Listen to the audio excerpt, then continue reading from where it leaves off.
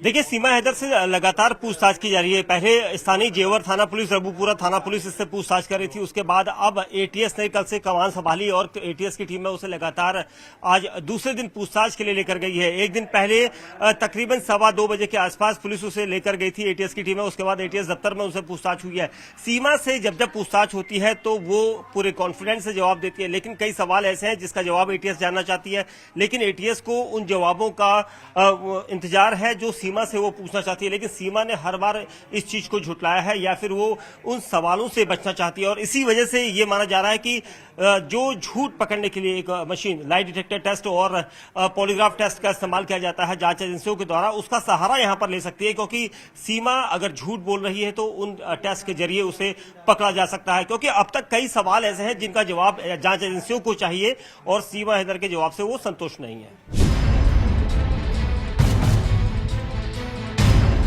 सीमा पाकिस्तान से नेपाल के रास्ते भारत होते हुए ग्रेटर नोएडा कैसे पहुंच गई? मैं पाकिस्तान से जहाज से आई थी। फ्लाइट थी मेरी, फ्लाइट दुबई की, कनेक्टेड फ्लाइट थी, दुबई से काठमांडू। तो वहीं से फिर वेन पकड़ी पोखरा से मैंने बस करके दिल्ली की कराई। 15,000 में हमारी 3 सीट बुक हुई, नेपाली 15,000, वहाँ से दिल्ली की मैंने बुक करी। तो दिल्ली से रास्ते में उन्होंने मुझे उतार दिया। वहाँ जब बॉर्डर पे थी आप तो क्या क्या पूछा गया, क्या क्या जानने की कोशिश की, या जो वहाँ पे मिलिट्री थी, जो सिक्योरिटी फोर्सेस थी, वो क्या जानने की कोशिश की आपसे? पूछा आपसे, कोई बातचीत हुई? एक ही आया था, ज्यादा नहीं आया। मतलब नेपालियों ने तो मुझसे पूछा ही नहीं, मुझसे बात ही ना करी। जब नेपाल बॉर्डर क्रॉस कर रहे थे ना तो उन्होंने मुझसे बात भी ना करी। मतलब ऐसा, जब बॉर्डर आने से पहले जो बस का कंडक्टर था उसने हमारे नाम लिख दिए थे कि सीमा, मेरे बच्चों का। आपने अपने बच्चों के नाम क्या बताए थे? जो हिंदू धर्म है, प्रेम का, राज, परी और मुन्नी। मैंने अपना सीमा और इनका सचिन पति का बताया था। तो क्या पूछा था वहाँ, क्या जानने की कोशिश की थी? जब नेपालियों ने तो कुछ पूछा ही नहीं मुझसे, कोई भी सवाल नहीं करा। कि अपनी नेपालियों से पूछ रहे थे कि ये इंडिया की है, कहाँ इंडिया जा रही है। जो इंडिया का एक ही पुलिस ऑफिसर आया था, ओनली एक ही आया था। तो सब अच्छा, बहुत अच्छा था वो। उसने बस मुझसे एड्रेस पूछा, पति का नाम पूछा और मेरे बच्चों से प्यार करा था। बीमार थे ना मेरे बच्चे, सारे से गोदी में पड़े हुए थे। इससे ज्यादा उन्होंने कुछ सवाल नहीं करे। वो बहुत अच्छा इंसान था शायद, बस यही। उन्होंने कार्ड वार्ड कुछ नहीं पूछा मुझसे। हाँ, बस ऐसा पूछ रहे थे कि तुम्हारे पति क्या करते हैं या कहाँ जा रही हो? नोएडा जा रही हूँ, रबूपुरा में। तो इनका नाम बताया मैंने, कहा ये मेरे पति हैं। मैं वहीं जा रही हूँ, मैं ठकरायन हूँ, वो ठाकुर है। इससे ज्यादा उन्होंने सवाल ना करे। और बस सब। कितने दिन ट्रेवल रहा? आप कब चली थी पाकिस्तान से, किस तारीख को चली थी? मैं 10 मई 4 बजे चली थी। 10 मई 4 बजे। और फिर यहाँ आई है 13 तारीख को, यानी 3 दिन लगातार सफर रहा है। जी सर।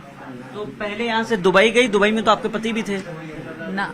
वो तो सऊदीया में है, पर मैं दुबई में थी। दुबई में मेरा फ्लाइट। इस दौरान 3 दिनों में कोई बातचीत हुई पति से? ना, इन दिनों में नहीं हुई। मैं उधर एयरपोर्ट के अंदर ही थी। एयरपोर्ट से बाहर हम गए ना, कनेक्टेड फ्लाइट थी ना, एयरपोर्ट से बाहर आउट नहीं जाने देते। तो वहीं से दूसरे जहाज में बिठा दिया। फिर काठमांडू 11 की सुबह में पहुंच गई काठमांडू। ठीक है। फिर काठमांडू के बाद वेन पकड़ी, मैं गई सीधा पोखरा, क्योंकि किसी ने मुझे कहा कि पोखरा से आपको दिल्ली की बस मिल जाएगी आराम से। अच्छा। किसी ने वहीं नेपाल में ही पता पड़ी ना, नेपाल लोग सब हिंदी कर लेते हैं, हिंदी बोल लेते हैं। ठीक है। तो मैं वहाँ से पोखरा गई। पोखरा में रात को रुकी, शाम में पहुंची। सुबह को बैठे जैसे मैं उतरी तो शाम में हम पहुंचे और शाम को मैं सो गई। सुबह बच्चों का आराम करा, एक होटल रूम लिया। फिर सुबह को सवेरे हम निकले और दूसरे सुबह पहुंचे हम। देखिए, अब लगातार एक सवाल और पूछा जा रहा है कि सीमा यहाँ पहुंच गई है, इलीगल वे से पहुंची है, अब यहाँ क्या चाहती है? मैं यहाँ रहना चाहती हूँ, सचिन से शादी करके यहाँ की नागरिकता बनना चाहती हूँ, क्योंकि मैं वापस नहीं जाऊंगी। मैं इनके बगैर रह नहीं सकती, पहली बात। दूसरी बात, अगर गई भी ना तो पाकिस्तान में मुझे वहाँ मार देंगे मेरे घर वाले, क्योंकि हमारे यहाँ ऐसे ही सिस्टम चलता है। जब मुसलमान से अगर कर लेना लव मैरिज और पकड़ा जाए तो उनको मार देते हैं। ये तो हिंदू है और इंडिया का है, तो सब थू तभी करते होंगे मुझ पर। कोई भी खुश ना होता होगा, सब गाली देते होंगे मुझे मुसलमान।